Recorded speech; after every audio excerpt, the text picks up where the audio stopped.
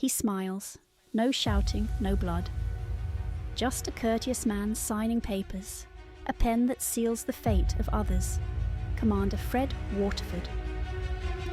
That smile still unsettles me. It's calm, almost kind. The kind of smile that makes you trust him. And that's exactly why it's dangerous. I've often wondered, what if the most dangerous thing about a regime isn't the batons or the guns, but the smile that makes cruelty look civilized? Fred Waterford sold violence as order. He dressed rituals in the language of tradition.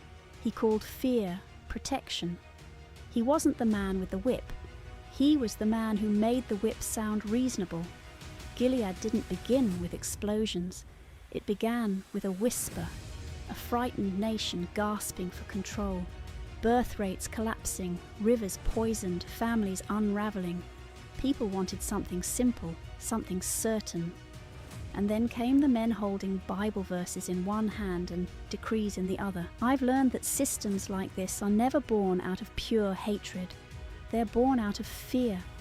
And fear always wants a calm face to hide behind. Fred was that face. He was the diplomat of theocracy, polite, articulate, clean-cut. The man who spoke of restoring faith in family values, while quietly dismantling every freedom that made family a choice. Most monsters don't wear uniforms, they wear suits. They don't shout slogans, they issue memos. And Fred was the master of memos. When I began studying him, I realized that Gilead was not chaos. It was engineering, a perfect, terrible machine. Every law, every rule, every title was a cog. And Fred?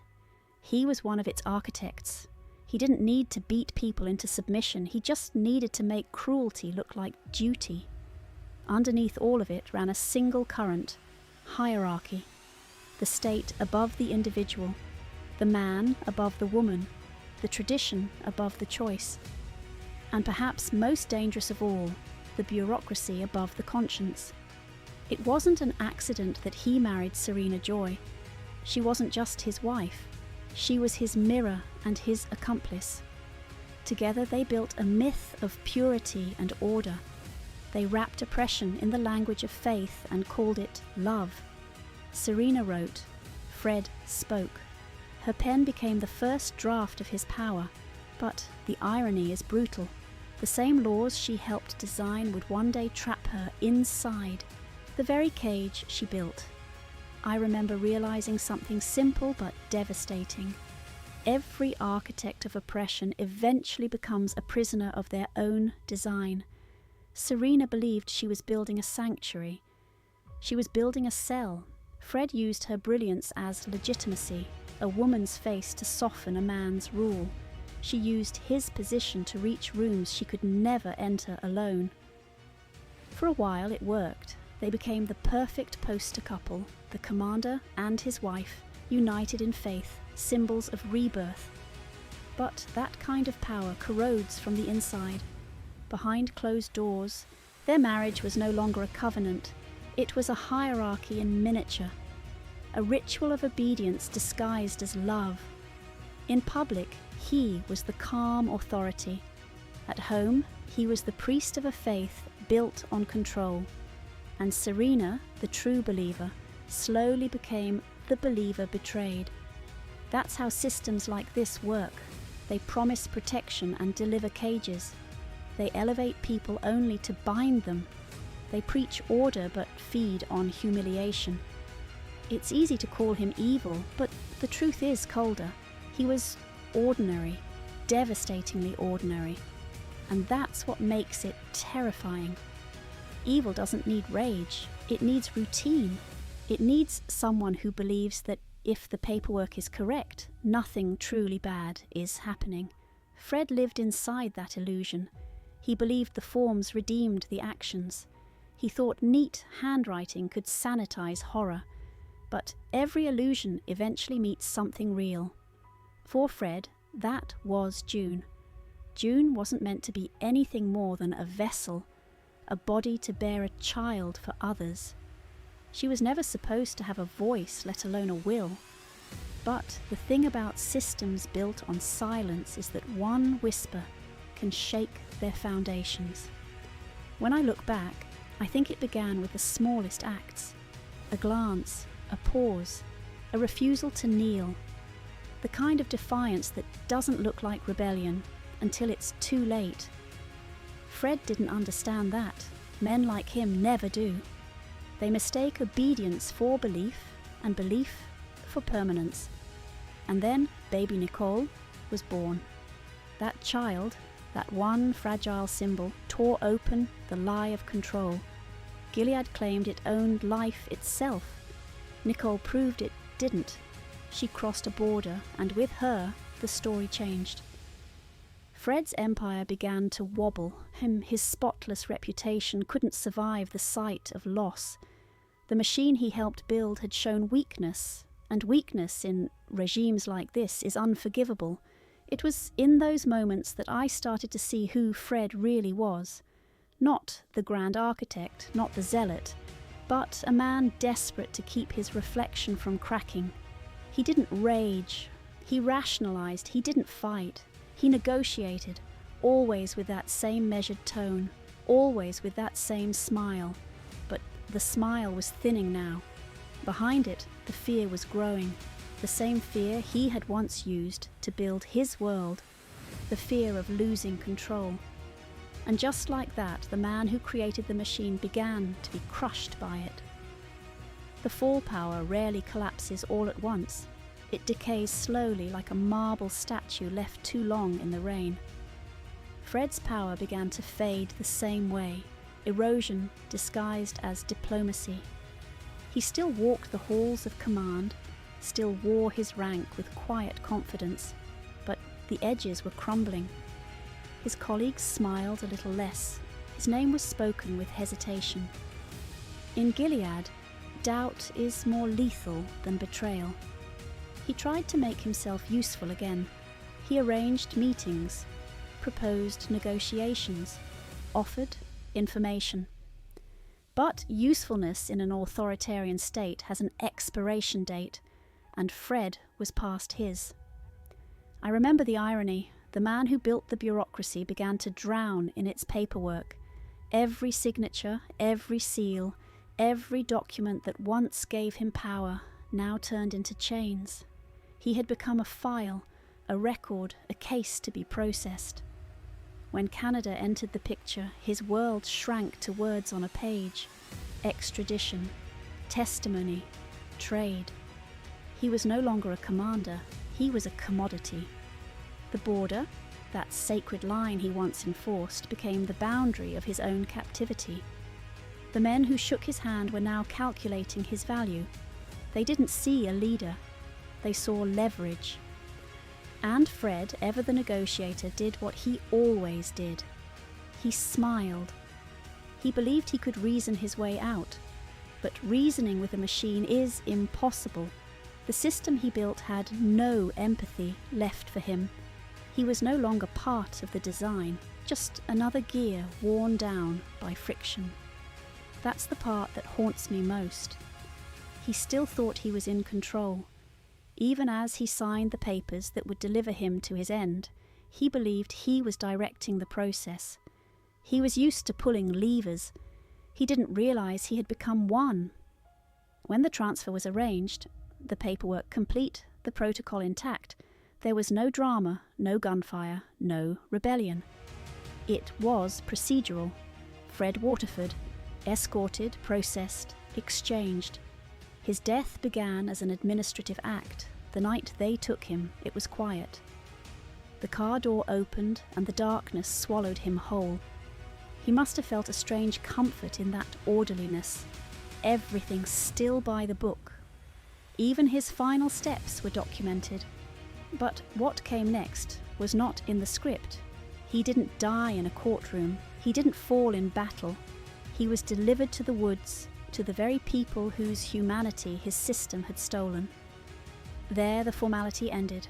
The ritual began. And this time it wasn't Gilead's ritual. It was something older, rawer, a reckoning not of law but of memory. Every scar, every silence, every stolen child, all of it converging on one man, one night, one truth. Fred had spent his life turning people into symbols. That night he became one himself. Not the hero of order he imagined, but the embodiment of what happens when power forgets mercy. It wasn't revenge, it was release. When they left him there, hanging in the stillness of dawn, the forest didn't feel vengeful, it felt cleansed.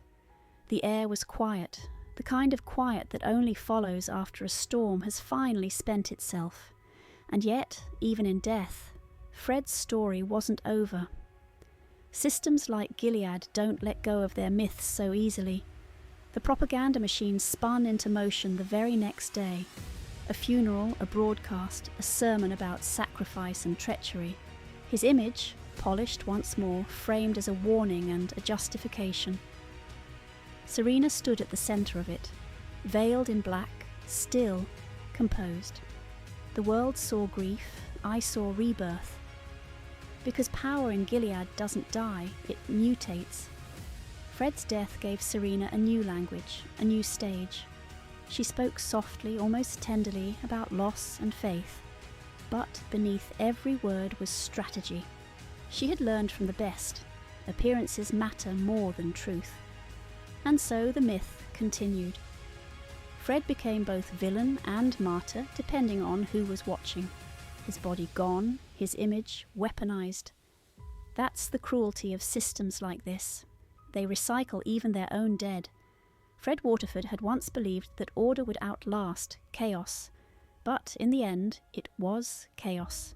Quiet, deliberate chaos that took him. The papers, the titles, the rituals, all ash now. What remained was the story. And stories are what truly outlive regimes. After the fall, after Fred's death, Gilead didn't pause.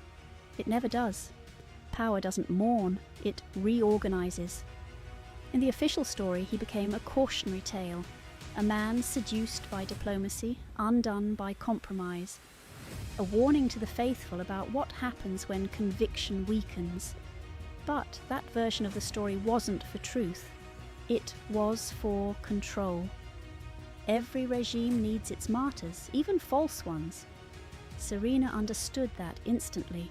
She had always understood the value of symbols. While others whispered about her husband's sins, she crafted a new narrative. The widow, the survivor, the voice of faith tempered by loss. In the world of optics, grief is currency, and she spent it wisely. I remember seeing the footage. The funeral broadcast was immaculate. Black veil, soft music, a single framed photo, every angle deliberate, every silence rehearsed.